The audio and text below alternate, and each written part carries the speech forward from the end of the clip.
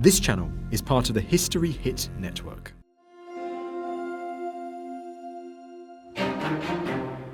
This is Meldon Park, a Grade II listed mansion in Northumberland. This historic estate has been in the Cookson family for nearly 200 years.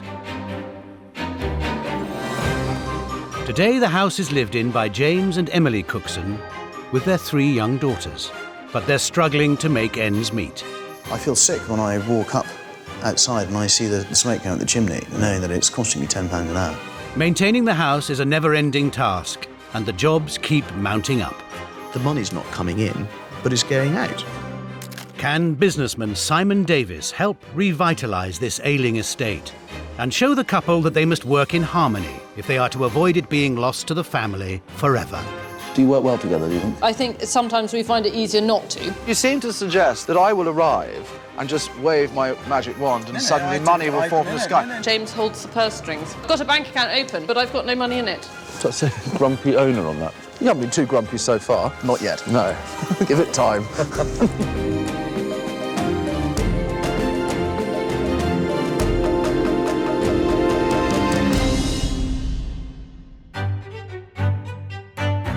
5 miles from Morpeth in Northumberland is Meldon Park, which was built for the wealthy Newcastle merchant Isaac Cookson in 1832. Successive generations have seen the family's fortunes wax and wane, and with it, the size of the estate. Do you know, you just feel that you're permanently, hemorrhaging money. It's like a leaky bucket at times. You're dealing with all of that. Something else crops up and you think, I've had enough. Income from the house doesn't keep up with the escalating running costs of £70,000 a year. Parts of the building are starting to crumble, and time is running out.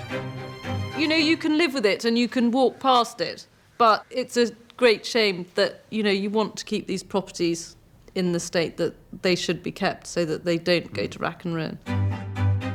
It's fallen to the 7th generation of the family, James Cookson and his wife Emily, to try and turn it around. You're throwing money at the place and you're not getting anything back. And at the end of the day, the money ain't coming in. Time is just never on our side. You're always far-fighting.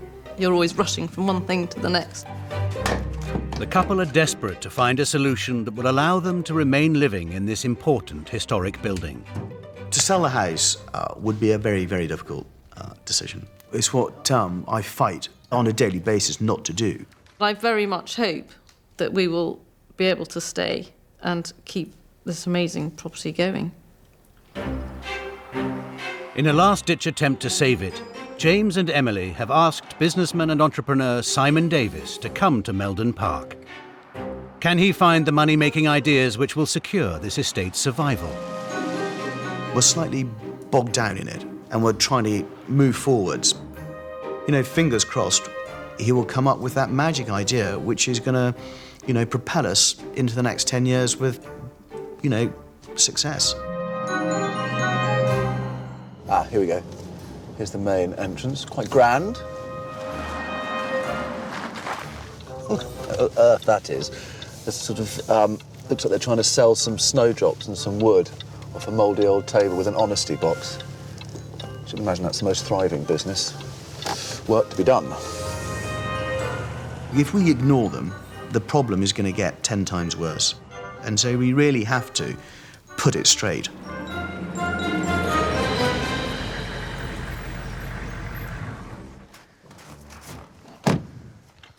Simon, hi there. Simon Davis, how do you do? How do you do? Good to see you. Hello Emily, there. how do you do? Amazing view you've got here. Yeah. mate, Stunning. fantastic. Where are we looking at? Is that... That's directly south, yeah. Right. Come on, Well, it's come wonderful. inside. I can't wait to see inside. Simon's tour of the 32-room house starts with the grand hallway. That's magnificent, isn't it? Phenomenal. So how long have you been here as a family? We moved in 2001, so 10 years, just 10 over years. 10 years. And it works well as a family house? I can see here you have basketball hoops and Yes. rocking horses and everything. This is a family home. Yeah, no, definitely. And in the holidays, everything gets pulled out and wheeled out, and it really is a very entertaining hall. So despite the fact it looks very grand, it's not a museum? No, absolutely definitely not, no. The overheads must be significant. It is costly. I mean, an example is the heating. Yeah. And it's £10 an hour in oil. £10 an hour. Yeah, so that gets turned on how often? As little as possible, to be honest. I mean, I feel sick when I walk up outside and I see the smoke going up the chimney, knowing that it's costing me £10 an hour.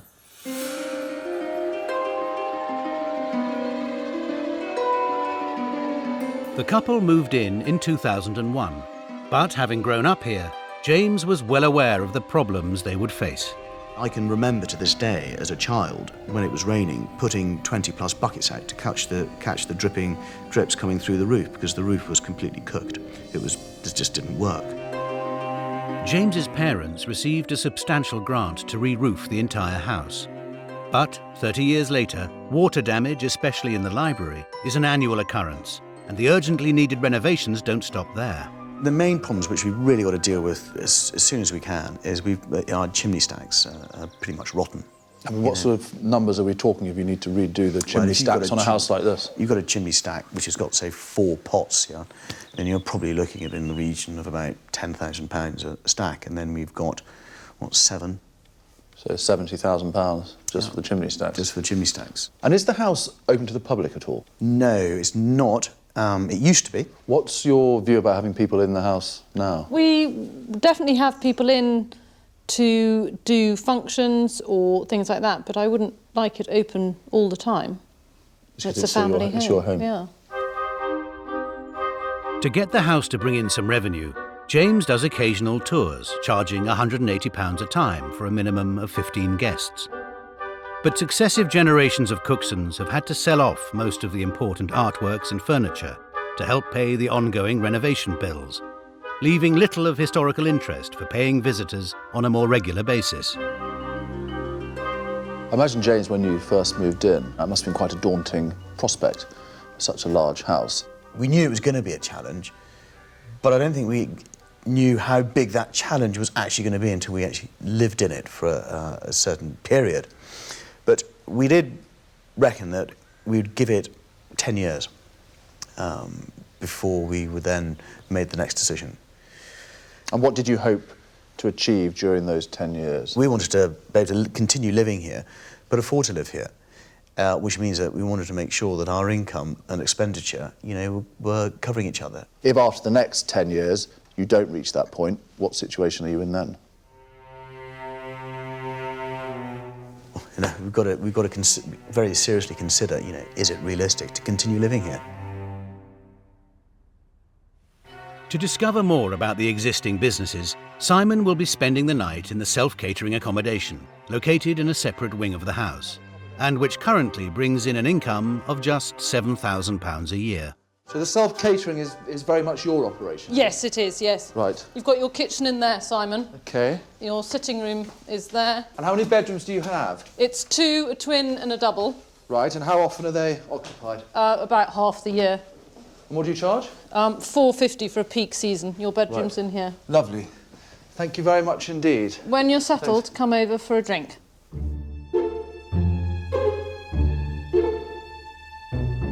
It's pretty clear to me there is a pressing financial situation here.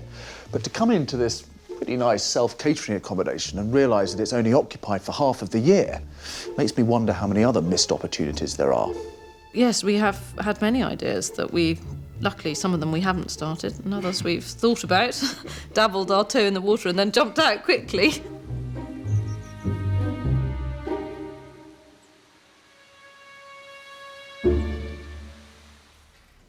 Simon, how are you? Very well indeed, very well indeed. You've arrived just at the right moment. Perfect. Struggling to make ends meet, James and Emily have thrown themselves into selling the produce grown in the house's walled garden at local markets and on a stall by the side of the driveway.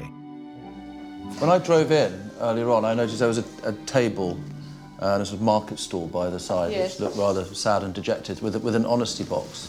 What's the story behind all that? It started when we initially moved in. We had surplus in the garden, and I decided that we should put something out on a barrow.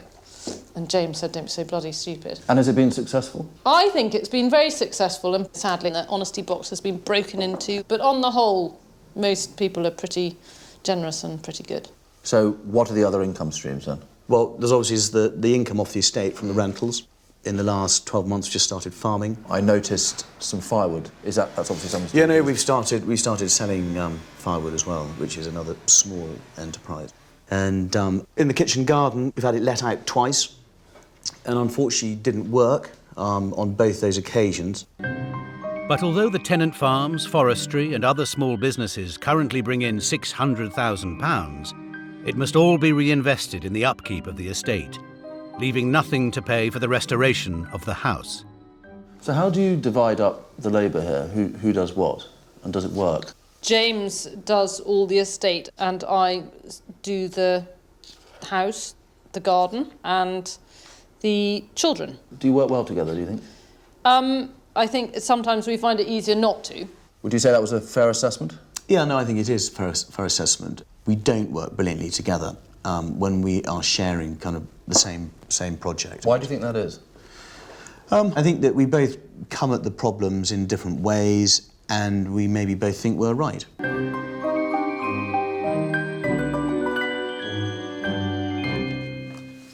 James and Emily seem like a charming couple, but increasingly it's clear to me that as business partners, it simply isn't working.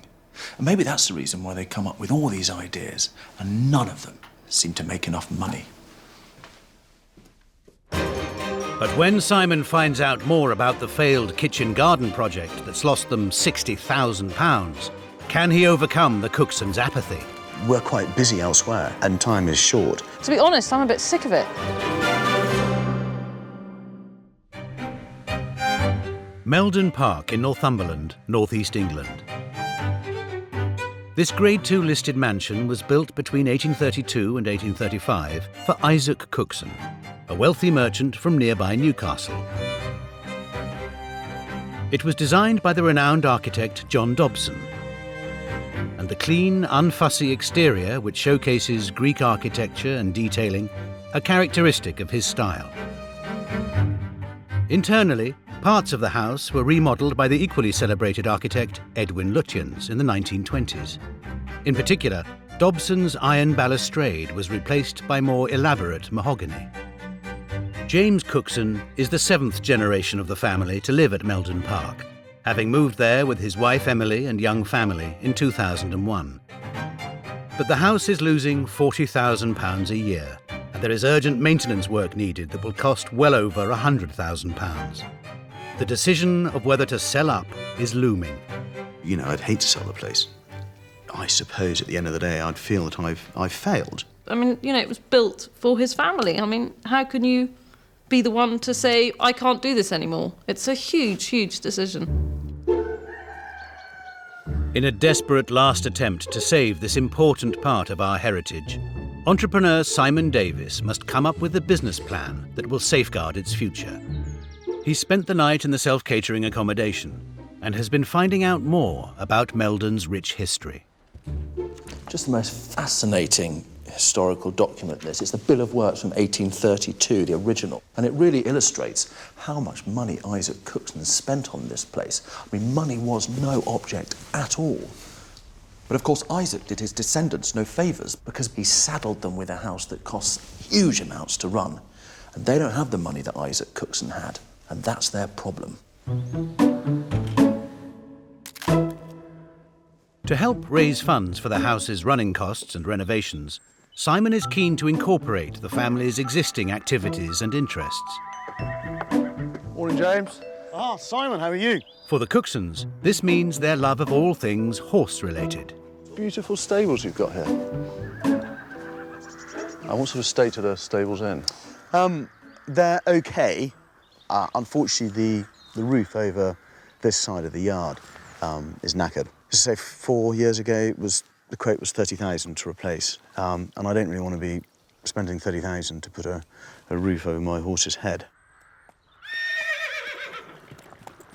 Simon is hoping that better opportunities lie within a short walk of the main house. The 1-acre walled kitchen garden has been the focus of James and Emily's commercial hopes for the last few years. Do you want to come and have a look inside? Yeah, absolutely, yeah. Come in. Well, that's a good space, isn't it? Yeah, no, it's excellent, actually. Does a good job. A substantial development grant contributed to the £230,000 costs of a café and conservatory dining room along the north wall of the garden. So do you want to have a look at the conservatory? Yeah, absolutely. But a succession of failed enterprises here has left the buildings empty, costing the Cooksons some £60,000 in upkeep and lost rents. Well, wonderful space, isn't it? It's lovely. Lovely view out there. Shame it's empty. A crying shame, Simon, yeah. How long has it been empty for? Yeah, it's about 2 years. 2 yeah. years. And what was the original idea behind it? We had it let out twice. It just didn't work. First tenant tried to get a restaurant What going. sort of restaurant was it? What was I mean, you're paying £5 for a bowl of soup. In this part of the world, that's quite expensive. We let it out again, and again, it didn't work, I'm afraid. And why was that? There's just not a lot of passing traffic. They didn't have enough business coming through the door. Could you explain to me your decision on both occasions to lease it out, to go to a third party, as opposed to you yourselves doing it? We're quite busy elsewhere, and time is short. To actually run this would have taken up all of our time. The day-to-day running of the 3,800-acre estate and managing the 87 tenancies mean James has no time for developing other ventures. And with the income from the estate barely covering the outgoings, there's no money for extra staff. But if the Cookson fortunes are to be turned around, Simon knows that someone will have to make the time. Morning, Emily. Oh, hi, Simon. How are you? Very good. So when people come and have a look around the garden at the moment... Yes. How's it work? They pay and come and walk around on their own? Well, no. I think one of our fundamental errors right from the word go is we never charge for entrance into the garden. I'm amazed by this setup here. Yes, well, that was all down to James. But you worked in there for a while. How was For a that? short while. I loved it, actually. It was really good because I felt part of it, although it did conflict terribly with family life. If this got up and running again, would you consider having an involvement in it? It would very much depend what sort of involvement. But you are aware that, you know, there has to be an application and you've got to have to work at stuff to make it work. Absolutely. I think we both don't know what to do, and to be honest, I'm a bit sick of it. So it's probably, I shouldn't say that, but I am. More than 80 people live in the estate cottages or work on the farms at Meldon Park, and they all have a vested interest in the estate's continued welfare. Cheers. Cheers. Simon has arranged to meet a handful of them at a nearby public house to hear their thoughts on the walled garden and café. And you live in that cottage that's just next to the just by the walled garden. Yeah. And how did it go when they had the restaurant there? They haven't done very well there, but there still seems to be a need for it because you get a lot of people coming in. People drive in.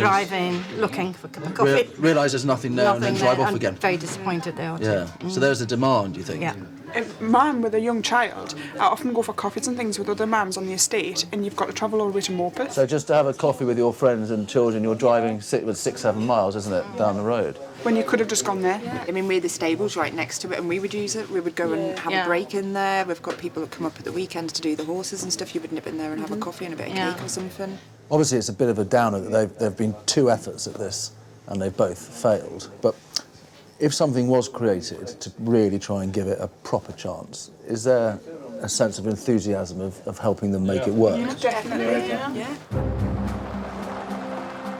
With his research complete, Simon returns to Meldon Park to deliver his findings to James and Emily and to lay out his business plan for their financial future.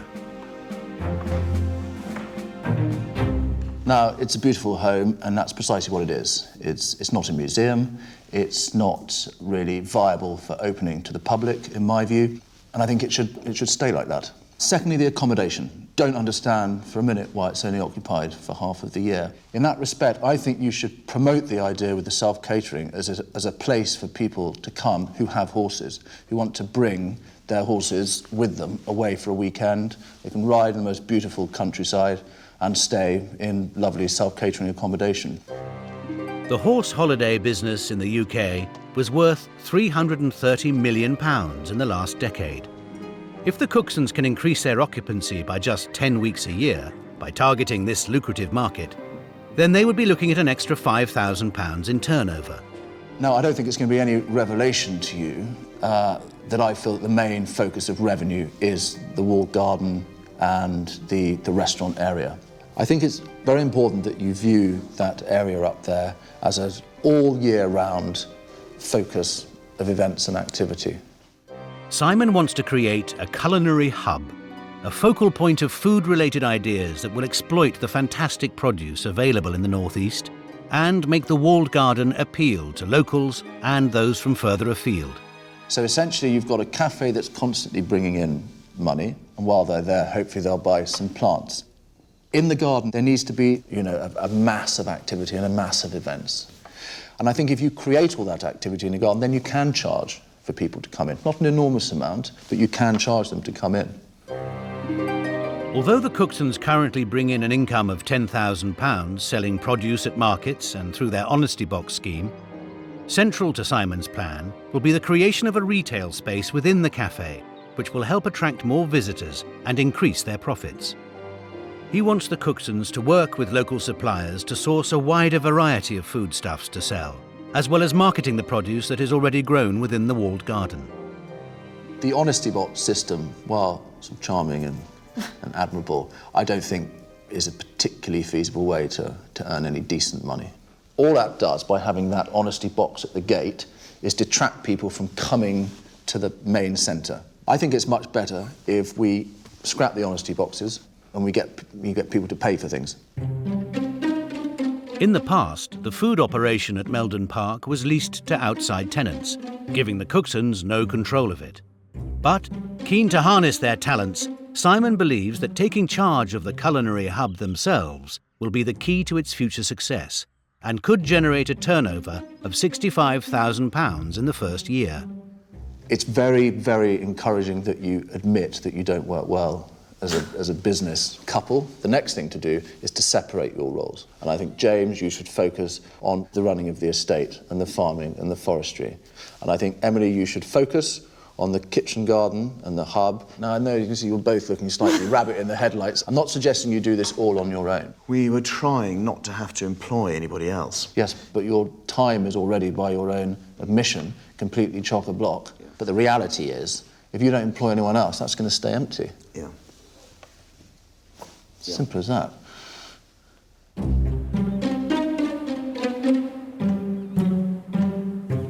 I was certainly sick of the kitchen garden. I had had enough, and so now I feel, right, we've got a direction and we must try and take it as best way we can. Simon will return in just 6 weeks' time, when he will be expecting to see significant progress in the walled garden. But whilst Emily busies herself readying plants for sale, James is already having second thoughts about the direction that the new business will take. I'm nervous about the food hub. We took it basically to mean a shop selling local and regional food. We've tried this before, and it was not a flyaway success.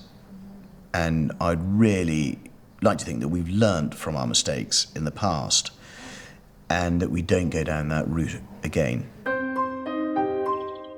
But, as he has suggested that Emily be in charge of the entire walled garden project, Simon has arranged for her to make a research visit to Alnwick Gardens, a half-hour's drive away. Over the last few years, Alnwick has undergone a substantial transformation and now attracts nearly 350,000 visitors a year, charging up to £12 per person. The garden includes many of the ideas that Simon wants Emily to try at Meldon Park, including growing, selling and serving food from a central conservatory hub. He hopes that touring it with the instigator of the project, the Duchess of Northumberland, will provide Emily with much-needed motivation.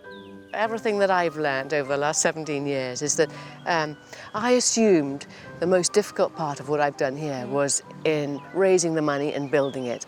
But without a doubt, it's the most difficult thing is management of it.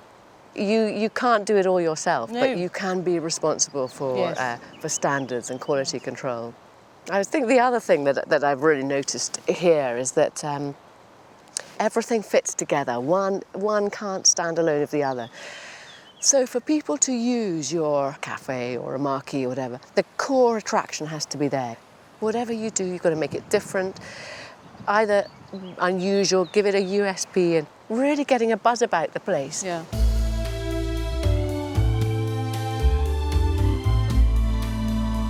Having been to Alnwick, I came away with lots of thoughts, lots of ideas. Sadly, we're not on the same scale as them, so we're never going to be able to, come up with something as big as grand as Alnwick. But I definitely think we will be able to involve the whole community and the local suppliers and everything. So, but as Simon said, it becomes more of a sort of hub of people rather than just a standalone cafe being on its own with a garden. Simon has asked Emily to arrange an open day for local producers to gauge their interest in the reopening of the walled garden. But when he returns, will he and the Cooksons see eye to eye on the division of labour? So I don't have full-time help with the children, I don't... Yeah, but your children are at boarding school.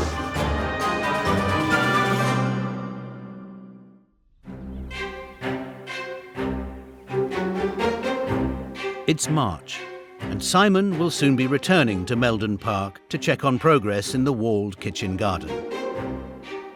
James Cookson is hesitant about using some of the space in the garden cafe to sell food and produce. Hi there, it's Emily from Kitchen Garden at Meldon Park. But as Simon wants Emily to be in charge of the project, he's asked her to arrange for some of the local food producers and suppliers to come to an open day. I think there'll be about 40 people there. 40? But one of Simon's ideas has had a better reception from James. Inspired by the prospect of revitalising the self-catering accommodation, James has contacted Karen Johnson from Redlands Equestrian, a leading horse holidays company, to arrange a visit to Meldon Park. There's a number of public rights of way, bit of jumping. It's pretty much rider's paradise, to be honest. Yes, it looks it. Although the historic stables next to the house need £35,000 worth of repairs before they can be further utilised, there are other stables on the estate, managed for the Cooksons by Rowena Old, that could be offered to prospective holidaymakers. So this is the yard. So they're quite big boxes. They're all about 14 by 14. And it's fairly easy to separate the horses on turnout? Yes, there's individual paddocks as well as mixed grazing. OK. It's a beautiful setting and it's quite unique. The equivalent would be to ride in the chateaux in France or in the castles in Italy. There isn't anything else that compares in the UK that we've currently got. And just riding around the estate, it makes you want to stay here for a few days and keep riding. So I think it will work really well. Coming for 3 or 4 days, I wouldn't have a moment where I was wondering what to do. They're going to have to come for a week. As Simon returns to see James and Emily after 6 weeks away, one thought is weighing on his mind. What I really hope I find is that they've defined their roles and that Emily has been allowed to take on more responsibilities and been allowed to shine, and that James focuses on the things that he's good at. His visit is coinciding with the open day for local food suppliers, which will kick off the efforts to relaunch the whole garden in April. But it's clear that Emily and James have not embraced all of his suggestions to increase their revenue.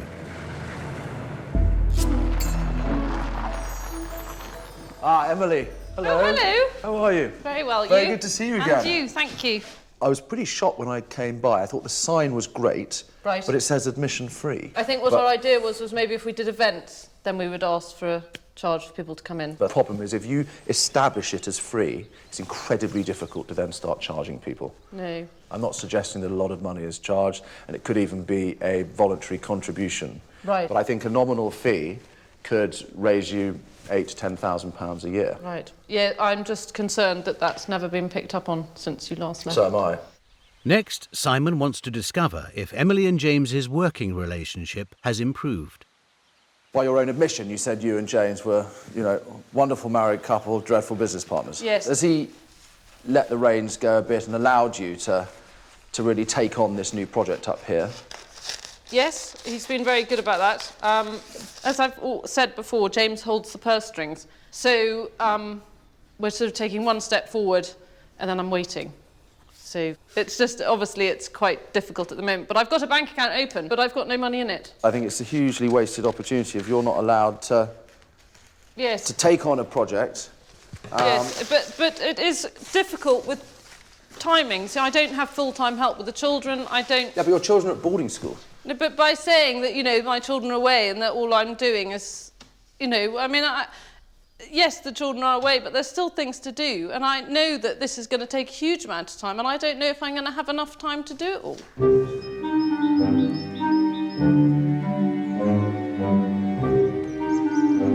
Concerned that James isn't giving Emily the support she needs, Simon sets out to find and confront him. Yeah, Emily tells me she's got a bank account now and hopefully for the business up here, but there's no money in it.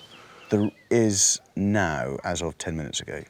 Brilliant. That's some seed money, essentially. Yes. OK. Now, what about the whole kitchen garden culinary hub? I think that the retail of food is a difficult area.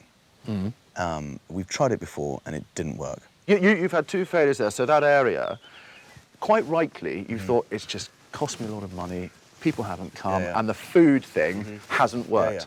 What I'm saying is the food thing does work. If you take a month-long period, 2 Saturdays out of that month, there'll be a farmer's market where you can focus the marketing on it and get lots of people here. You don't try and do it every day. And then for 3 Fridays during that month, there's a guest chef that comes. There's always a café. The garden's always open. You've obviously got all the ideas, Simon, yeah? And we're very happy to work with you, yeah? But, you know, the visit to Alnwick was fantastic, I think, yeah? But it may have been useful to have seen somewhere else as well. OK, well, did you not then decide to go out and do that? I mean, I'm not the fairy godmother.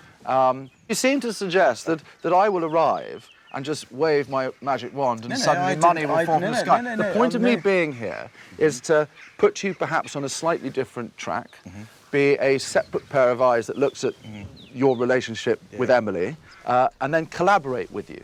Now, in terms of allowing Emily to get on with it, she still led me to believe there was some frustration. I'm only trying to offer support and help. Really? Are you letting her get on with it? Yeah.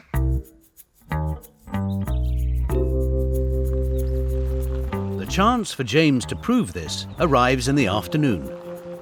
The café at Meldon Park has failed twice, costing the Cooksons thousands in lost rent and revenue. Simon believes that the best way to achieve success this time is to turn it into a focal point for local produce by enlisting the support of some of the Northeast's most important suppliers. I'm just going to have to try and find a space. We've got so many people that we're short of space. Well, the sun's shining down here on Meldon Park, which is a good omen. And we've got an enormous number of producers that have turned up here today from the Northeast, which I'm really thrilled about because it shows some enthusiasm from the people that will ultimately be the contributors to helping make this project work. I'd like to welcome you all very much to coming to the kitchen garden at Meldon Park. James and I are passionate about the Northeast, locally produced food and drink, and with this in mind, we want to make it a focal point of the café culinary hub we are going to create. Simon wants Emily to take this opportunity to forge valuable partnerships with the suppliers so that they can work together in the future. I think you need unique things here to make this work because there's a lot of competition out there, and I think if you can do something unique with training courses, demonstrations, then I think you're onto a winner here. Have you got a pen and pad with you to write down these things, and who told you what? Yes, well, I will go and get their details. Yeah, because the crucial thing is, when there's a room full of people like this, you won't keep them all in your head. No. So, having had the chance to meet Emily and to see the cafe space, are the suppliers willing to support the relaunch? We're a little bit choosy sometimes about where our products are, so we like to have them in a quality environment, and I think that's what we're seeing here at Meldon Park. I'm fairly close by, so I can bring everything as fresh as possible, and I can definitely see this being an ideal place to sell my bread and my pastry. But is the sceptical James finally convinced that a true culinary hub in the kitchen garden, including space for some of these products, is a good idea? So you pleased with it? Yeah, no, I think it's fantastic, Simon. It's great to see. Great to see all these suppliers here. You know, I've already spoken to 2 of them who have said that, giving examples about other setups, not dissimilar to us, but who are even more remote. You know, he gave me the example of this place and said, you know, well, they get 70,000 visitors a year, so why the hell can't you? Yeah. So I think, yeah, it's good. Good to see. Excellent. As the suppliers depart, Simon wants Emily and James to be aware of the hard work that lies ahead. Really successful, and we've definitely, I feel like we've moved it forward. Sort of what happens next when I come back for the next visit. So I think probably the best thing to do is have the cafe element as much as possible up and running. Do a suppliers market with these people who are already excited. Have some planting of the vegetable garden going on. The other absolutely crucial thing, I think, is when the members of the public leave on that day, that you have provided with them an outline of the other activity, potential activity, that will be happening at Meldon Park Kitchen Garden over the next 12 months. So they come back, they don't think it's a one-off, and they can see that there's constantly going to be new activity going on.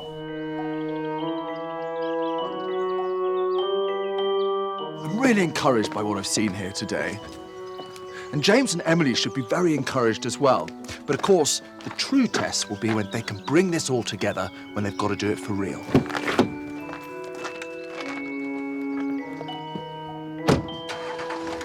I do now feel that I have got the freedom to move on without having to go and check with James. I don't have to involve him in every decision. You know, we've had 2 disasters here, and it's third time lucky without a doubt. With Simon's last visit timed to coincide with the grand opening of the walled garden in 6 weeks' time, work to get everything ready steps up into high gear. This is my best job. Now the bank loan of £20,000 has been made available, Emily has employed the staff that Simon suggested to help run the cafe. But it's clear that she will have to be a hands-on manager to begin with. There is all the stock to unpack and put out. There is suppliers to get sorted. Everything needs to be priced. Everything needs re-cleaning, and so it goes on. But there's one final addition to the cafe that will make Emily's life all the easier. Oh, thank you. It's because I can't see the till. Really? Yes. Perfect. But when Simon returns for the grand opening, will the Northumberland weather put a dampener on everyone's spirits? It's a real shame, this. You know, we've got a hailstorm now. It's really going to put people off.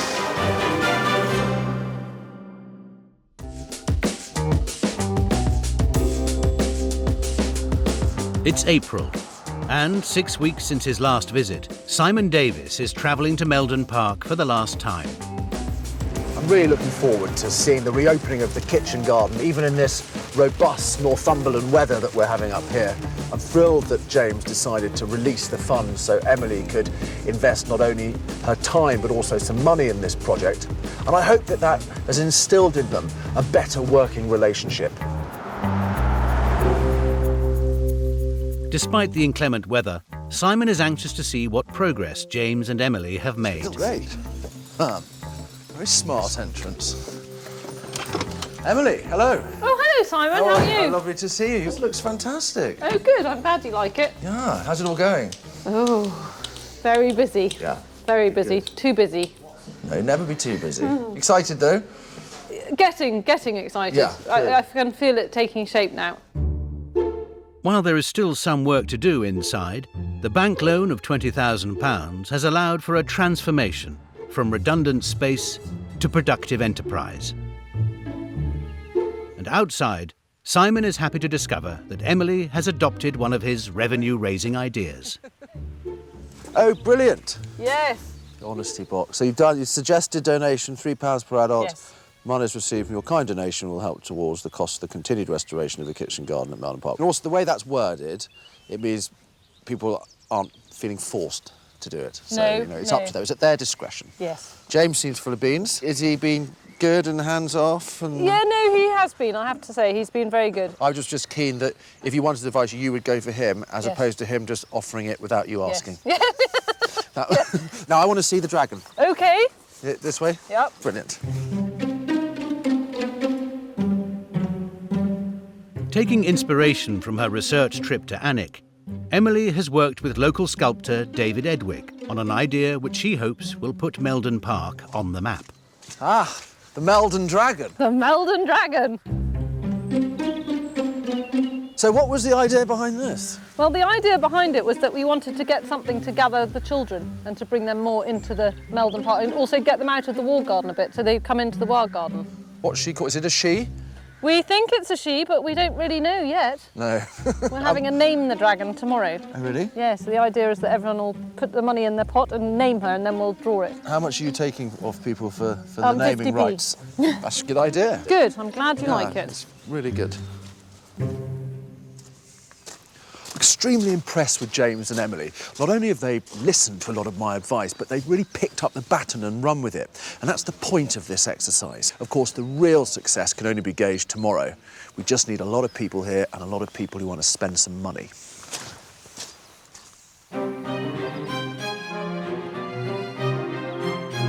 Three months since Simon first convinced the Cooksons to reopen the walled garden and cafe, the day of the relaunch has finally arrived. Morning, Emily. Morning, Simon. Excellent, how are you? I'm just doing a sign. Inside, Emily is making last-minute preparations for the opening. Do you like that? Upcoming events, exactly. Good. All I would say is you need to put your website address on the bottom or something. Okay. Simon's idea of combining the garden and cafe into a culinary hub, incorporating a retail space, has been fully embraced. So here you've got your nominated suppliers. Fantastic. And some of these came to the event that we did the last time I was here. Yes, they did. Yes, okay. most of them did. Yeah. And this will change every month, or when we add things into the menu is different. We will. Yeah. 5 of the suppliers from the showcase have been invited to set up stalls, and the plan is that in the future, a regular rotation of others will be here in their place, splitting their profits with the Cooksons. James has the honour of buying the first coffee of the day. Good man, thanks. I'll give you your spoon back.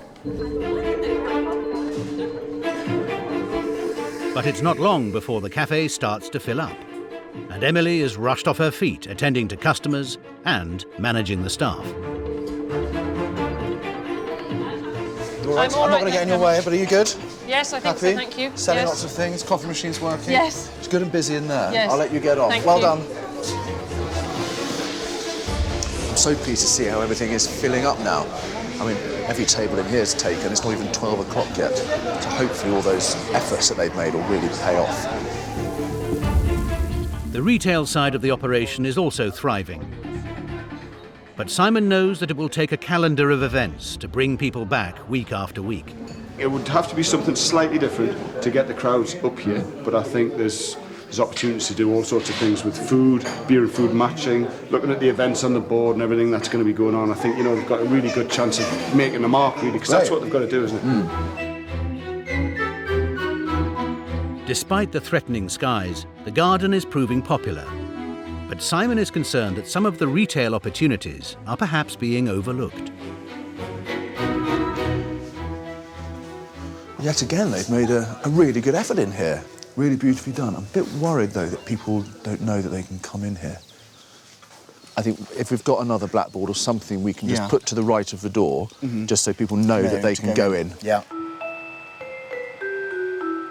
But the sign has no sooner been put out than the heavens open, and the Northumberland weather takes a turn for the worse.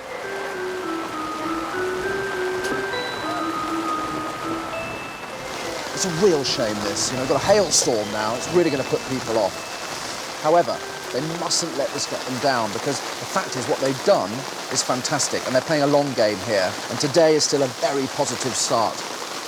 Just need the sun to come out. But on the positive side, with everyone driven indoors, the cafe continues to do a roaring trade. Everything all right for you? Yeah, good. And when the sun does return, the garden fills up once more.